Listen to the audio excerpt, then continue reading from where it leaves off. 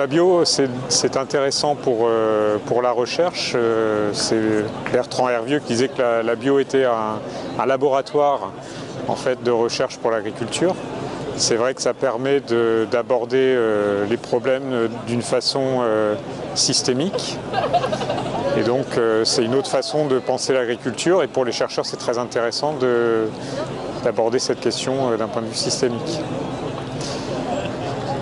Le fait de travailler, en fait, les paysans bio ont développé, je dirais, toute la bio quasiment sans la recherche. Donc en fait, moi ce que je trouve très intéressant de travailler avec des paysans bio en tant que chercheur, c'est qu'en fait, d'une part, ils innovent et ils sont organisés en réseau, dans lequel il y a des échanges, dans lequel du coup il est assez facile d'intervenir et de favoriser des apprentissages et des échanges avec eux. Je dirais, c'est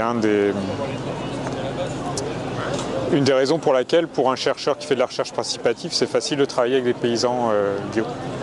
Un des enjeux de recherche, en fait, aussi bien dans l'interaction entre les paysans et les chercheurs, c'est le fait que jusqu'à présent, la recherche s'empare des choses en changeant, enfin, dans une logique conventionnelle. C'est-à-dire qu'en fait, on pense les problèmes de la même façon et on essaie de les résoudre de la même façon, sauf qu'on va trouver des produits bio pour essayer de répondre, voilà, il y a une maladie, on va trouver un produit, et ça c'est la façon de raisonner dans le conventionnel, sauf que là on va chercher un produit bio. Et finalement, l'idée c'est vraiment de changer de mode de pensée, d'avoir une pensée systémique, et de voir comment, non pas essayer de trouver le produit qui va permettre de résoudre le problème de la maladie, mais de voir comment on peut gérer de façon globale la santé d'un système, donc d'un agrosystème en l'occurrence. Et ça, je trouve que c'est vraiment un vrai challenge pour la recherche par rapport à la bio. Ce que peut apporter la recherche, c'est de permettre aux agriculteurs bio qui innovent en fait, une prise de recul.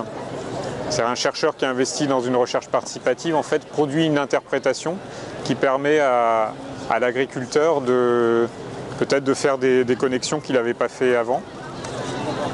Et puis après, il y a aussi toute l'innovation technologique, certains outils aussi qui sont des outils de la recherche qui ne sont pas forcément à la portée d'un paysan et que la recherche institutionnelle peut mettre à disposition des paysans sur leurs problématiques.